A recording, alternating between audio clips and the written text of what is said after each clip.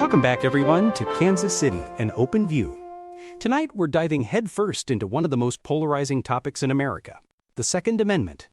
It's a discussion that often generates more heat than light, but we're going to try and shed some light today. I'm Ingo, your host, and joining me on the line are two guests with very strong, very opposing viewpoints. First up, we have Robert, a passionate supporter of unrestricted gun ownership.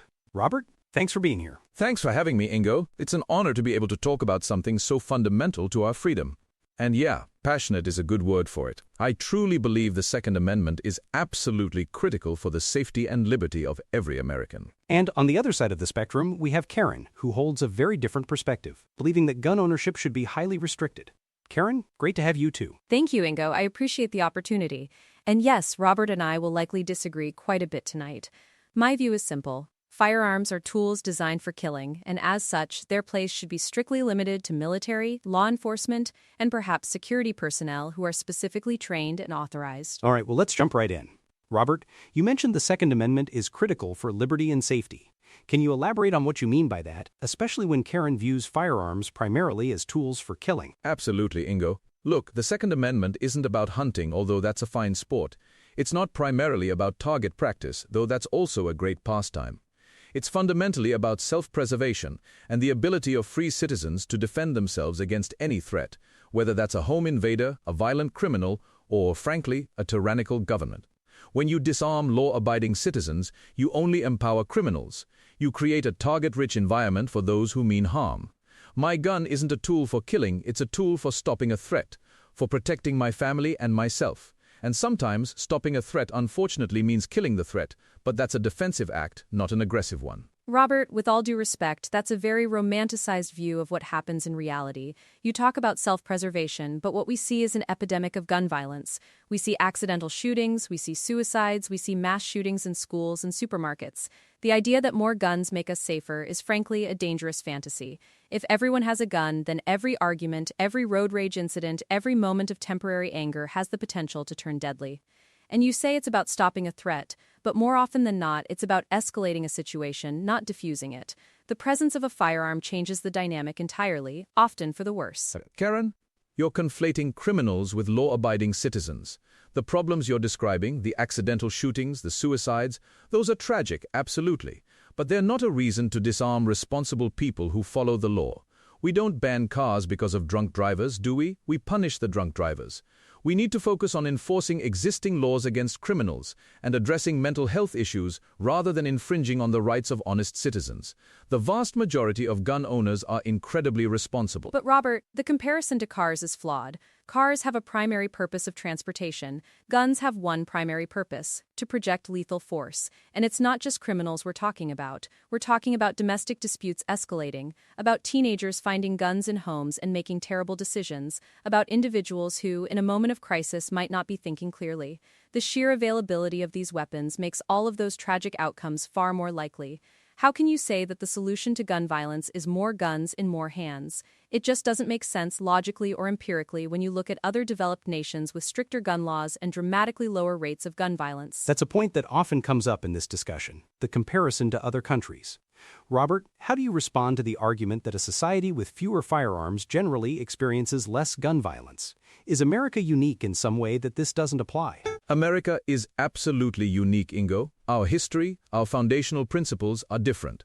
The Second Amendment was enshrined because the founders understood that an armed populace is the ultimate check on government power. And look, comparing us to, say, Japan or the UK, where they never had this tradition, it's apples and oranges. We have a culture of individual liberty that's deeply tied to self-reliance. And frankly, criminals don't care about laws. If you outlaw guns, only outlaws will have guns. Period. What about the millions of law-abiding gun owners who use their firearms responsibly every single day and never hurt a soul? Are we going to punish them because of the actions of a few deranged individuals? Robert, the outlaws will always have guns argument is a defeatist one. It implies we shouldn't even try to make our society safer. Yes, criminals will always find ways, but making it harder, making it less common, making it less accessible for everyone dramatically reduces the overall violence. And this idea of an armed populace as a check on government, I mean, let's be realistic. Do you truly believe that a civilian with an AR-15 is going to meaningfully stand up to a modern military? It's a romantic notion from a different era. Today, it just provides criminals with weapons that outmatch law enforcement or facilitates mass atrocities. It's not defeatist, Karen, it's realistic. And you're missing the point about the military. It's not about winning a direct battle against tanks and fighter jets.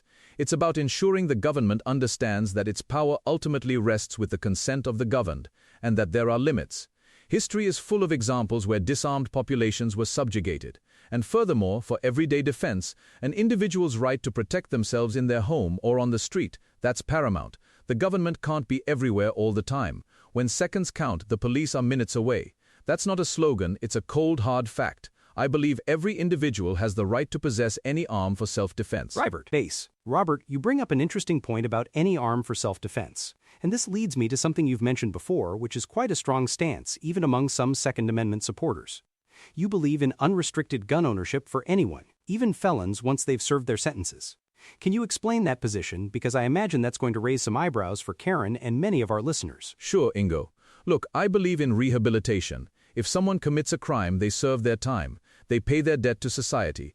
Once that debt is paid, once they're released, they should have all their rights restored. Period. We can't say someone is free from prison but then deny them fundamental rights, especially the right to self-defense. If they're deemed too dangerous to own a firearm, then frankly, they shouldn't be released from prison in the first place. The punishment should fit the crime, and once that punishment is served, a person should be able to fully re-enter society, including their Second Amendment rights.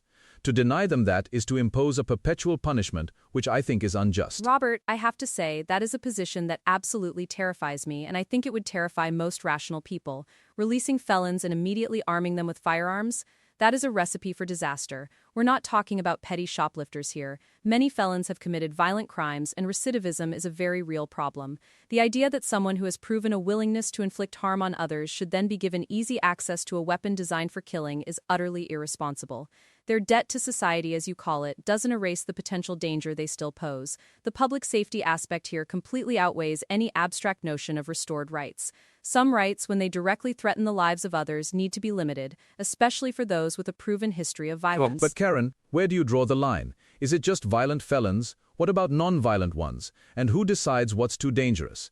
This is exactly why we have clear laws. If someone is truly a threat to society, then they shouldn't be walking free. But if they've served their sentence, if they're considered rehabilitated enough to be back among us, then denying them the means to defend themselves is just making them potential victims. It's a fundamental principle. Once you've paid your debt, your rights should be fully restored. Anything less is a two-tiered system of citizenship. The line, Robert, is public safety. It's the lives of innocent people. And yes, a clear line would be any felony conviction, especially those involving violence. The idea of rehabilitation doesn't mean we ignore their past behavior. It means we try to integrate them back into society, but that doesn't automatically mean handing them a deadly weapon. We restrict other rights for felons too, like holding certain public offices or sometimes even voting. This isn't unprecedented. It's a common-sense measure to protect the community from individuals who have demonstrated a propensity for harming others. You can't just wave a magic wand and say they're rehabilitated now, give them a gun, and expect society to be okay with that. Sounds like we're really touching on the core tension here. Individual liberty versus collective safety. Robert, you lean heavily on individual rights, and Karen, you're prioritizing the safety of the collective. Is there any common ground here, or is this an unbridgeable divide? I think there can be common ground, Ingo, but it has to start with respecting rights. We can talk about responsible gun ownership, training, safety courses. I'm all for educating people on how to use firearms safely, but that's very different from saying you can't have it. We should focus on the individual, making sure they're responsible, and holding them accountable if they misuse a firearm. The problem isn't the tool, it's the intent of the person holding it, and we have laws to deal with malicious intent. Training and safety courses are great, Robert, but they don't address the fundamental issue of access to incredibly dangerous weapons. You can train someone all you want, but if they snap, or if a gun falls into the wrong hands, the damage is done. The common ground has to be a recognition that the widespread availability of firearms in our society has a direct, negative impact on public health and safety. We need to look at what other advanced nations do, how they protect their citizens, and move towards a model where the default isn't everyone should have a gun, but rather firearms are a special category of dangerous tool that requires stringent control. Because the collective safety, the ability for children to go to school without fear, for people to go to a concert or a church without fear, that has to be the priority. Fear, Karen, is exactly why people want to be armed. It's not about causing fear, it's about alleviating it for themselves. When you can't rely on anyone else for protection, you must be able to rely on yourself. That's a fundamental human instinct. And a gun, for a law-abiding citizen, is the great equalizer. It allows a smaller person to defend against a larger attacker, an older person against a younger, multiple attackers. It provides that chance. And to strip that away from people, to leave them vulnerable, that's what truly creates fear and helplessness. Done. But the data doesn't support that great equalizer theory in all scenarios, Robert. More often, the presence of a gun leads to it being used against the owner, or accidentally discharged, or stolen and then used in a crime. And this idea of constant self-defense as the norm, it's a very American, very individualistic perspective that doesn't consider the broader societal cost. We shouldn't have to live in a world where everyone needs to be armed to feel safe. We should be striving for a society where the need for a personal firearm for defense is minimized, not amplified. It seems like the vision of society you both have is quite different. Robert, you envision a society where individuals are empowered to defend themselves with minimal government interference. Karen, you're looking for a society where government plays a strong role in regulating dangerous items to ensure collective peace and safety. Let's talk about the well-regulated militia clause in the Second Amendment, which is often debated. Robert, how do you interpret that part of the text? The well-regulated militia clause is often misunderstood. It doesn't mean that only a state-controlled militia can own guns. Historically, a militia was simply the able-bodied citizenry. Well-regulated meant well-trained, well-equipped, proficient. The clause serves as the reason for the right, not a limitation on it. It means that the right of the people to keep and bear arms shall not be infringed, precisely because a trained and armed citizenry is necessary for the security of a free state. It's a recognition that individual ownership supports a broader defense capability, not that individual ownership is dependent on being part of a formal state militia. The individual right is primary. I completely disagree with that interpretation, Robert. If the framers intended an absolute individual right to own any weapon without restriction, they wouldn't have included a well-regulated militia, being necessary to the security of a free state. That clause is crucial. It strongly implies that the right is tied to militia service, or at least to the idea of a collective, organized defense. It's not about every individual having a personal arsenal for any reason they see fit. The Supreme Court's Heller decision in 2008 reinterpreted this, but many legal scholars still argue that the militia clause should place significant limits on the individual right, linking it to civic duty, not just personal desire. But Karen, the right of the people is key. Every other right in the Bill of Rights that says the right of the people, like assembly, speech, search and seizure, refers to an individual right. Why would the Second Amendment be the sole exception? That doesn't make historical or textual sense. The founders were deeply suspicious of standing armies and centralized power. An armed populace was seen as a necessary safeguard against both foreign invasion and domestic tyranny. It was about empowering individuals, not just state-controlled entities. But because, Robert, firearms are fundamentally different from speech or assembly, they are instruments of lethal force. The context matters, and the fear of standing armies was relevant to their time, a fledgling nation with limited government. Our modern world, with highly organized military and law enforcement, changes that calculus entirely. What was a practical solution for the late 18th century, a time when firearms were primitive and wars were fought with muskets, is not necessarily the best solution for today's society, riddled with high-powered assault weapons and rapid-fire handguns. The amendment needs to be viewed through a contemporary lens of public health and safety. This really underscores the difficulty of interpreting a 200-year-old document in a rapidly changing world. Robert, if you had to pick one core argument for why your stance is absolutely essential for America, what would it be? It's simple, Ingo. The right to self-defense is a natural, inalienable right, and the Second Amendment protects our ability to exercise that right effectively. Disarming law-abiding citizens makes them slaves to fear and criminals. It's about freedom, plain and simple. Freedom from tyranny, freedom from crime. That's what it comes down to. And Karen, for you, what's that one essential point that drives your opposition? The essential point is that firearms by their very nature are designed to kill, and their widespread availability